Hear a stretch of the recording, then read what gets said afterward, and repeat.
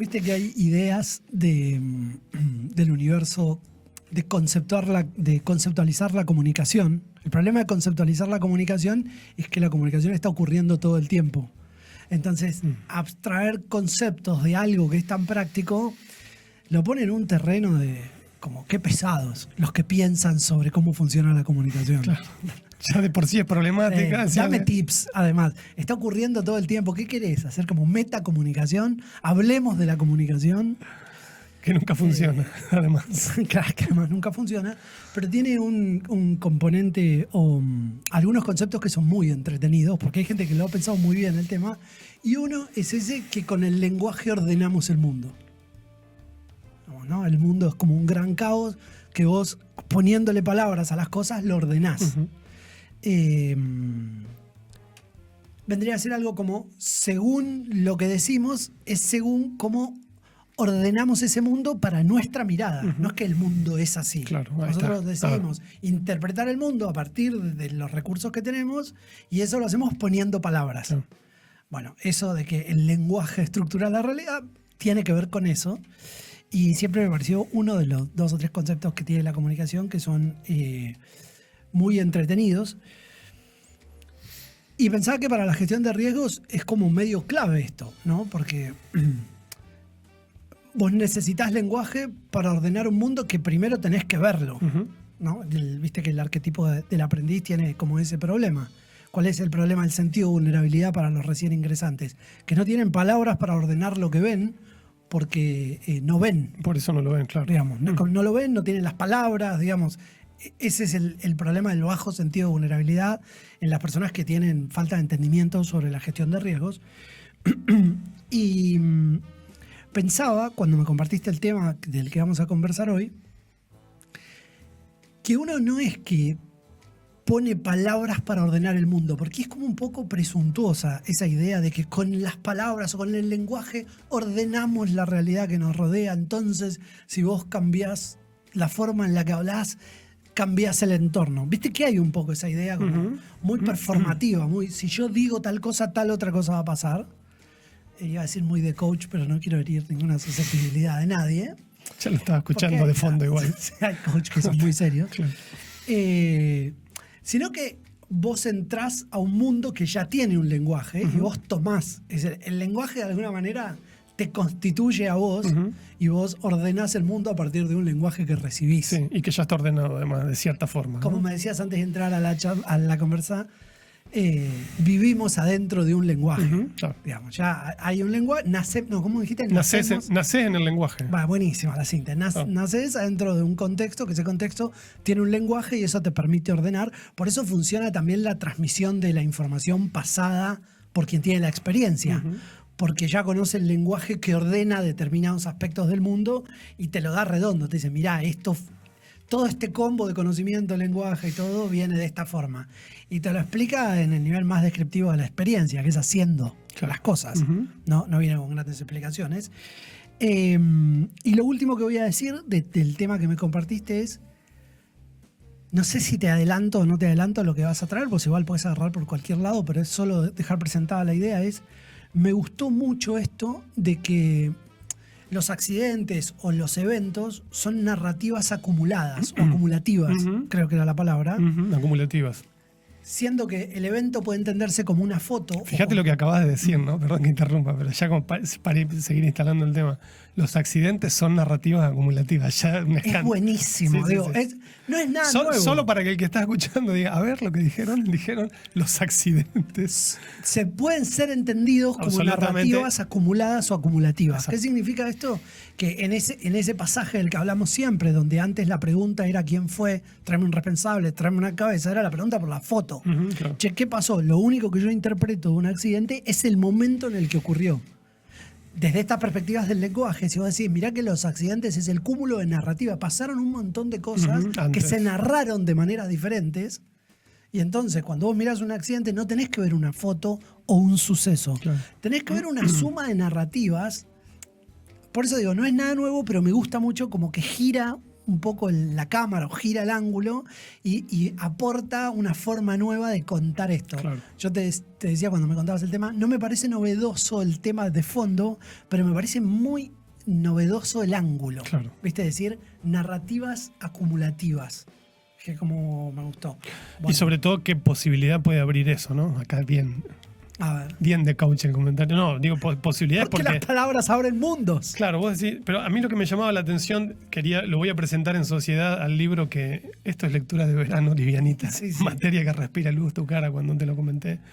Juan Arnau lo voy a presentar brevemente. ¿Cómo se llama el libro? El libro se llama Materia que respira luz. Es bello el título. Es que es un poeta. Es un poeta. Vos sabés Bien. que tiene, hablando de las perspectivas novedosas, tiene una combinación muy, muy inusual, Juan Arnau, que es astrofísico y especialista en filosofía hindú. Una mezcla extrañísima. Entonces, a mí lo que me llamó la atención de su propuesta es que desde la física cuántica, que un poco rompe la tradición de la física clásica, que para ponerlo para explicar un poquito, la física clásica decía que el universo o la física newtoniana, es un gran mecanismo que tiene como variables fijas donde hay cosas de un espacio y un tiempo y vos lo que medís es relaciones entre eso, ¿no? Ujú. Como un narrador que mira con ciertas categorías y describe un tipo de mundo. Cuando entra en Claro, acción, describe mirando desde afuera ese mundo. el tipo está mirando desde afuera. O si querés la mirada de Dios, no del creador, mira de afuera. Un mundo que está en funcionamiento. Entonces el espíritu de la física tradicional es nosotros describimos la realidad. Claro. Cómo funciona la materia. Bueno, cuando aparece el paradigma de la física cuántica que dice, el hecho de que un observador intervenga en ciertos experimentos cambia el resultado del experimento.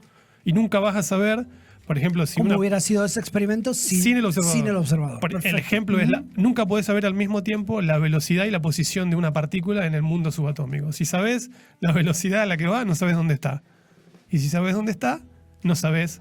Y eso depende del tipo de experimento que vos hagas. Entonces la idea un poco revolucionaria que sale de ahí es, ojo, porque en ciertos dominios, la teoría desde la cual preguntás a la naturaleza ciertas cosas, ¿no? La teoría esa, te responde en términos de esa teoría. La idea que está detrás de eso es lo que vos dijiste al comienzo. El lenguaje que utilizás para describir algo, el tipo de mirada con los instrumentos que utilizás, te contesta en ese idioma, ¿no? Entonces un poco la conexión que queríamos proponer es esta. Cuando le preguntás a un accidente sobre la ocurrencia física del accidente, ¿no? Tomemos el caso del Challenger. ¿Te acordás del Challenger Sí. que voló en el aire? Bueno, las investigaciones iniciales o las noticias iniciales decían que había sido por una falla en las juntas tóricas de los cohetes propulsores. Eso fue lo que ocurrió materialmente y físicamente como en el último eslabón de la cadena, es decir, en el último paso de un largo proceso.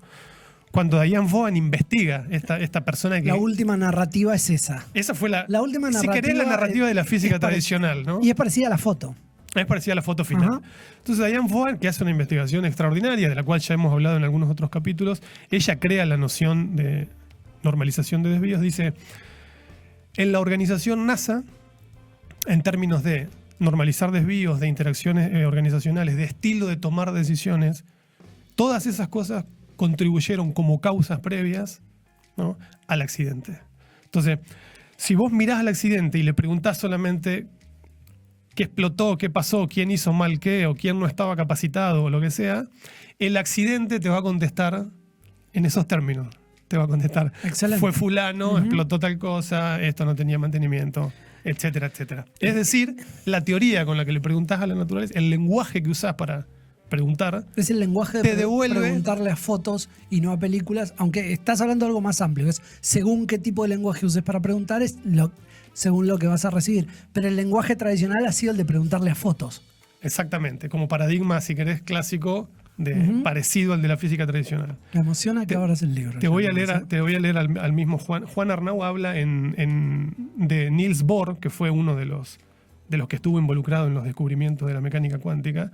Dice que la idea de Bohr es que concibe una teoría como modo de ver y modo de elegir un lenguaje con el que preguntarle a la naturaleza. Pausa. Me tomo un minuto para pedirles que por favor se suscriban al canal. Más de la mitad de las personas que ven el contenido de Brainstorming cada semana no está suscripta. Y que den un like. ya que esas dos acciones, que no cuestan prácticamente nada, nos ayudan mucho a posicionar los contenidos. Gracias. Seguimos con la programación habitual. Y esto lo agrego yo. Y dependiendo del lenguaje que elijas, la naturaleza, dice, tiene la amabilidad de contestarte en ese lenguaje. O sea, no te contradice, ¿no? Con lo cual se produce como un círculo cerrado entre vos solamente vas a ver lo que estés preguntando a través de la teoría y punto, ¿no? Y que sumando nuevas teorías, lo que haces es expandir la posibilidad de obtener nuevas respuestas. Exactamente. Y que ese accidente o esa ocurrencia cambie, porque trae nuevas perspectivas, ¿no? Añadió algo que suponía una auténtica revolución, que la naturaleza se comportara como onda o como corpúsculo dependía del dispositivo experimental. Depende del aparato que uses para mirar un fenómeno, te da una respuesta o te da otra. Bohr insistía en que al ocuparnos de fenómenos atómicos debemos renunciar a la concepción clásica de la causalidad. Es decir, hay que usar otro tipo de causalidad, más compleja. Así como a las formas habituales de la intuición. En primer plano, cuando observás, ya no se encuentra únicamente el átomo o las interioridades del átomo, sino también el instrumento de observación. Claro. Es decir, el instrumento de El observación observador participa, es parte... Ajá. incluso configura las conclusiones de esa investigación. Ahí podés enlazar un montón de despelotes, pero... Creo que es en el análisis de un evento, la mirada del que está haciendo esa investigación influye en los resultados finales que vas a obtener. De hecho, una matriz, y esta es la conexión que queríamos hacer, cuando vos analizás muchas matrices de investigación de incidentes, tienen una mirada como mecanicista. Che, la causa, ¿qué fue lo que pasó finalmente? Claro. Si bien ha ido como evolucionando un poco, yo lo que quería traer era... Pero todavía subsiste claramente esa mirada. Sí, lo hemos... De aislar, Sí. intentar aislar causas y tener como una única narrativa simple, en términos de simple complejo. No estás hablando de algo que no era antes. Eso ocurre hace hoy. 50 años, Sí. claro, total. Entonces, lo que quería proponer es qué preguntas distintas se le pueden hacer al accidente, porque como acabamos de razonar, que cuando cambias las preguntas, cambias lo que el evento te dice, digamos. Si cambiamos las preguntas que le hacemos a un incidente para empezar a construir matrices de análisis distintas, las respuestas de ese accidente en términos causales o en términos de qué lo produjo van a ser distintas. A ver, porque las preguntas son distintas. ¿Y si tenés preguntas? Hay Porque varias. Te pusiste complejo hoy. Hay varias. Viniste como diciendo... No, Estoy leyendo física cuántica en el verano, así que... Vos sabés que... Pero vos sabés que está muy... mirá la relación que tiene con la A ver. investigación de Vaughan. A Diane Vaughan la convoca el gobierno de Estados Unidos para que dé su mirada de la investigación sociológica que hizo, y ella lo que cuenta, me pareció una expresión muy ingeniosa, es la causa del accidente, suponiendo que fuera una del accidente del Challenger, tiene una historia, dice ella. O sea, vos me decís que fue porque los O-rings se fueron degradando y en algún momento hubo una fuga y explotaron los tanques, y ella les dice, déjenme contarles la historia de esa causa. Buenísimo. La expresión me pareció extraordinaria, pues sí, claro, salir de la mirada ingenua de que hubo esa sola causa, yo te voy a decir, mirá cómo toda la organización durante años provocó el accidente. Pero ¿no? además, ¿cómo movés los límites con el lenguaje? La historia de una causa no es lo mismo que la causa. Claro. Porque una causa puede entrar en un plano de dos dimensiones, tipo, lo mirás de acá y terminó. Y aparte, la causa. Es claro, Está en como cambio, la fuera- historia de una causa te está hablando de un proceso donde hay múltiples elementos que se combinaron unos con otros, que a su vez tienen su propia historicidad, Claro. los elementos que hacen a una historia. Viste, es como como el libro que contaban el otro día que analizaron con Hernando, Fortuna. Ujú. Viste, claro, vos podés hablar de un hecho, pero atrás de ese hecho hay, historicidades. Y que se perspectivas hablan. distintas. Perdón. Y además, entonces? No, y además usa ingeniosamente un contrasentido de, por ejemplo, el principio de causa y efecto, que es tan constitutivo del conocimiento occidental y del conocimiento científico. Lo que ella está diciendo detrás es, si te cambio la historia, te cambio la causa. Hay más causas y más efectos. Claro. No creas que llegás tan rápido a la causa principal. Exacto, es medio como una Ajá. mirada, esa mirada historicista, de no, mirá que si te cuento otra cosa de lo que pasó, Claro. la causa que vas a ver va a ser otra. Un poco lo que Por lo dice menos vas a es, ver mirá otra. que hay grandes posibilidades de que no conozcas nunca la causa final y única. Y complementa todo lo anterior. Siempre decimos, viste, no te puedes fanatizar con una idea. No es que no es un nuevo paradigma que borra todo lo anterior, porque la mecánica clásica funciona en un montón de situaciones, pero en ciertas otras no. Entonces la conexión que estamos buscando es esa. ¿Cómo funcionaría en el caso de investigar un accidente? Lo que te quería proponer ahora es conectar esta idea de Vaughan sobre la historia de una causa, a la que nos referíamos antes, con la visión de Juan Arnau sobre cómo la naturaleza te contesta respondiendo al lenguaje con el que le preguntás, ¿no? Y esto como al conectar... Donde el observador es parte. Claro, conectar estas dos ideas un poco para repensar la investigación de... ¿Qué suena a título ensayístico? Repensar la investigación No, de sí, accidentes. sí. Vamos a revisitar, te faltó decir. Claro. Dale.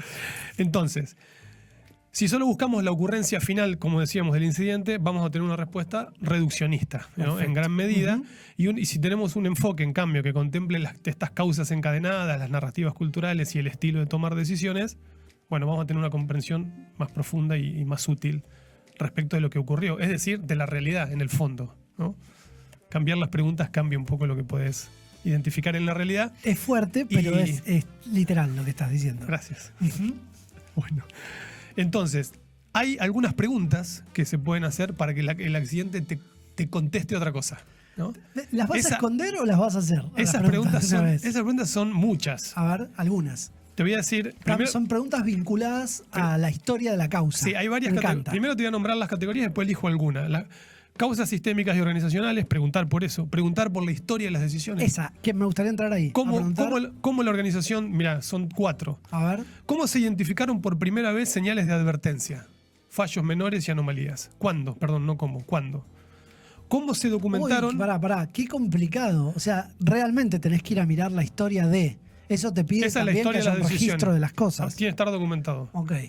CSPS. ¿Cómo se documentaron y gestionaron esos incidentes previos? O sea, eso que detectaste que se reportó o no se reportó. ¿Cómo lo gestionaste o no lo todo gestionaste? Todo en comodidad. ¿Se discutieron en reuniones formales? Tercera. Y además tiene que haber quedado registro de que hubo una discusión formal. ¿Qué justificaciones se dieron para continuar las operaciones a pesar de esas identificaciones? O sea, ¿por qué te pones contento? Tomaste una decisión, me parece genial la pregunta. ¿Qué criterios técnicos o subjetivos se usaron para evaluar la gravedad de los riesgos previos? Eso en cuanto a la historia de cómo decidís. Después hay preguntas sobre la cultura organizacional. Hay preguntas sobre cómo se comunica, cómo se informa. Hay preguntas sobre el contexto operacional.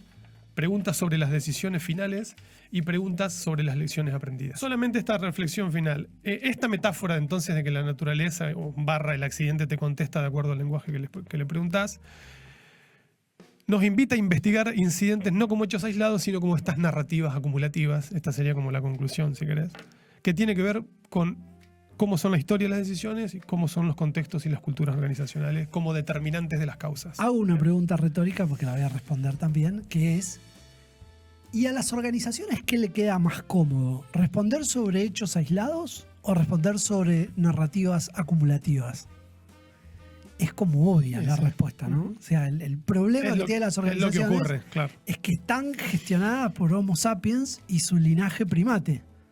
Con esto lo que quiero decir es que es tan fuerte la tradición verticalista que tiene el hombre como especie directamente, que es muy incómodo abrir preguntas que cuestionen historicidad de los hechos. Porque estás como medio... Estás llevando todo a un terreno donde la razón tiene que primar por sobre todos los temas. Y la razón prima bastante poco. Digamos, ha primado bastante poco en el devenir de los últimos, vamos a parar los últimos 20 años, si querés. Podemos tomar 1500, pero vamos a hacer un recorte muy, muy chiquito. Entonces, que una organización se pregunte sobre las causas, no con mirada fotográfica, porque también está la pregunta de cuál es la causa raíz, y volvemos a poner otra foto en el lugar de la causa. Raíz aparte, ¿no? Bien, sí, como el último de los lugares material. Es otra foto. Vamos, acá lo que estamos diciendo es mirar que las raíces tienen historicidad. Antes de ser raíz fue semilla, y antes de ser semilla fue... Dice, como mirá muy, muy atrás para entender los temas. La discusión que teníamos sobre causa y efecto te mueve el tablero de las causas, esto.